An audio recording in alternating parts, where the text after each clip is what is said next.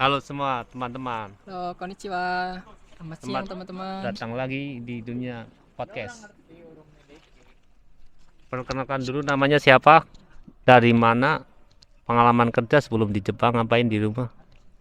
Perkenalkan, nama saya Syaironi, sering dipanggil Oni.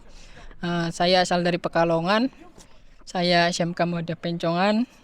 Kalau sebelum kerja ke Jepang, saya pernah ke Cikarang selama 4 tahun. Yang pertama di Astra Honda Motor itu 2 tahun. Yang kedua di Trimitra, Cirta Hasa itu pengelasan. Kalau yang di AM itu CNC atau apa namanya? Hmm, buat itu lubang-lubang kayak baut gitu lah. Oh seperti itu masnya. Kenapa masnya bisa memutuskan ke Jepang? Kenapa nggak di sekarang di AHM, kan bukannya Astra Group, itu gajinya gede loh. Kenapa memutuskan kerja di Jepang? Alasnya gimana itu? Kok bisa sampai ke Jepang? Oh iya, karena di Cikarang di Astra Honda Motor itu sebenarnya sih bagus. Penunjangnya juga bagus, semua dapat bantuan, kesehatan pun dijaga, atau ketika sakit ya ditanggung lah sama pabrik. Tapi kan ada masa kontraknya ya guys, sekitar 2 tahun kalau di sana. Jadi kemungkinan besar untuk lanjut atau karyawan tetap itu susah, karena lawannya sekitar 1.000 orang, itu paling diambil sekitar 50 orang. Jadi kalau kerjanya kurang baik itu susah. Kenapa alasan saya ke Jepang? Ya mungkin pertama karena ekonomi keluarga saya ya kurang mampu, juga saya butuh uang juga untuk melunasi utang. Kenapa masnya memutuskan kerja di Jepang loh? Yang pertama alasan saya ya perekonomian keluarga ya cukup rendah. Kayak saya dari keluarga yang sederhana, lumayan lah apa untuk apa kehidupan di Indonesia itu juga lumayan susah, dan nyari kerja karena saya umurnya udah mulai yang nyari jarang, saya putuskan ke Jepang. Juga karena pengalaman di Jepang juga lumayan, bisa liburan jalan-jalan gratis sekalian kerja. Itu saja cukup. Untuk bisa nyampe ke Jepang itu kira-kira masnya itu biayanya itu sekitar berapa, prosesnya berapa lama, langsung lewat SO apa ke LPK dulu, boleh di spill rincian biayanya, pendidikan sama proses-prosesnya. Ya gini ya, kalau perurutan biaya yang sebenarnya itu lumayan gede. Kalau dihitung dari pertama kita berangkat dari rumah sampai LBK dan sampai ke Jepang.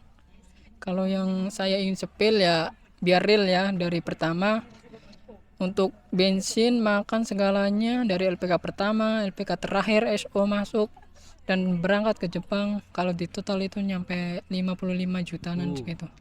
Kalau untuk SO-nya sendiri, karena saya lewat SO terus ada pinjaman sampai 30 juta, dan itu karena pinjaman yang sebenarnya sampai 32 nah segitu. Terus kalau perincian dari LPK-nya, saya pertama dari LPK yang pertama cabangnya itu bayar 1.500.000. Itu untuk buku pertama. Saya penghafalan kotoba gitu. Kata kerja, eh, kata benda, dan kata sifat segalanya. Kalau udah ke buku kuning atau ke kosakata dan partikel gitulah, nah itu bayar lagi 1.500.000 lagi. Jadi totalnya di LPK dulu cabangnya itu 3 juta. Itu belum dapat job. Nanti kita interview lagi karena LPK tersebut belum SO. Jadi kita nyari-nyari job lagi, interview untuk masuk SO. Dulu saya pernah masuk ke pertama LPK Hero, CMI, Global, dan Megumi. Dan alhamdulillah masuk ke LPK Hero yang di Solo. Itu SO itu. Oh berarti perjuangannya itu nggak mudah mas ya, Ya, banyak tes dan tentu saja kegagalan mestinya ya mas ya. ya Mas. Berarti kayak netizen di rumah lihat tuh enak kerja di Jepang, tapi prosesnya itu sebenarnya kurang enak mas ya, mas dia butuh perjuangan dan effort yang lebih ya.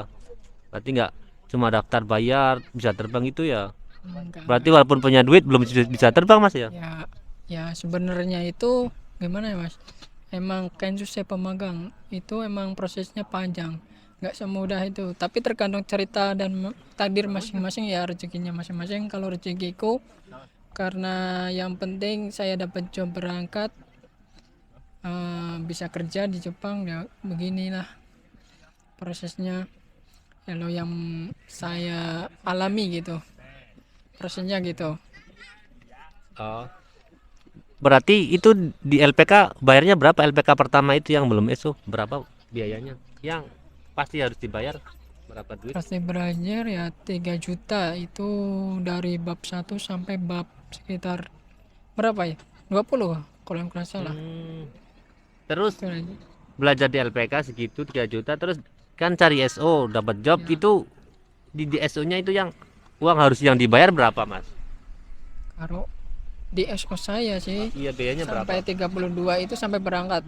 Jadi itu total segala sesuatunya, segala di sekolahan, makan dan lain-lain. Itu segitu sampai terbang. Oh, Nanti visa juga ada sendiri sih, bayar sendiri.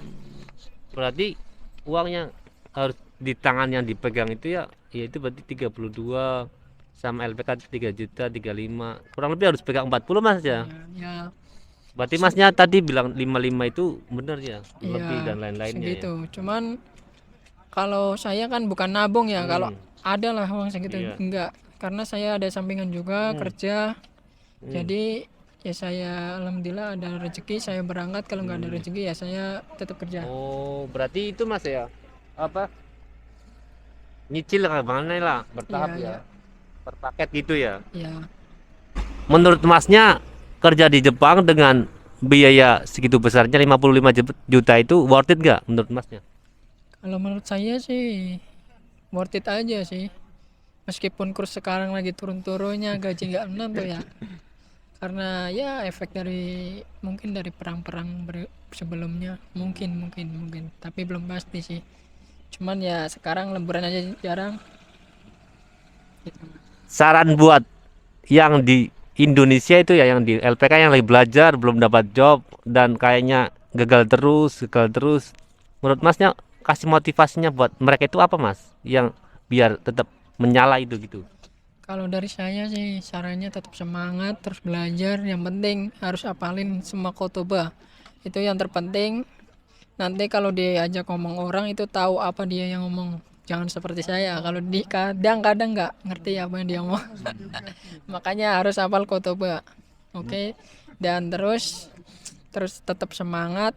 Dan saran saya kalau dari saya ya, saya tetap pilih jalur mana yang bisa cepet lah gitu dapatnya.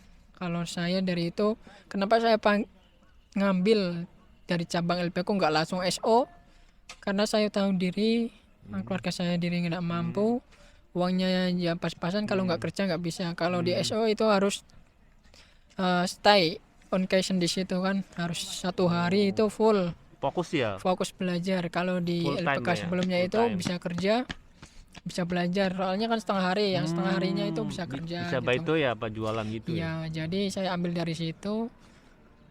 Dulu saya ini penjual cupang, ya, kalau tahu penjual Berarti cupang, mantan itu. cupang kerja di Jepang ini. Aduh. Ya, Keren juga Masnya ya. ya ini hasil dari cupang guys.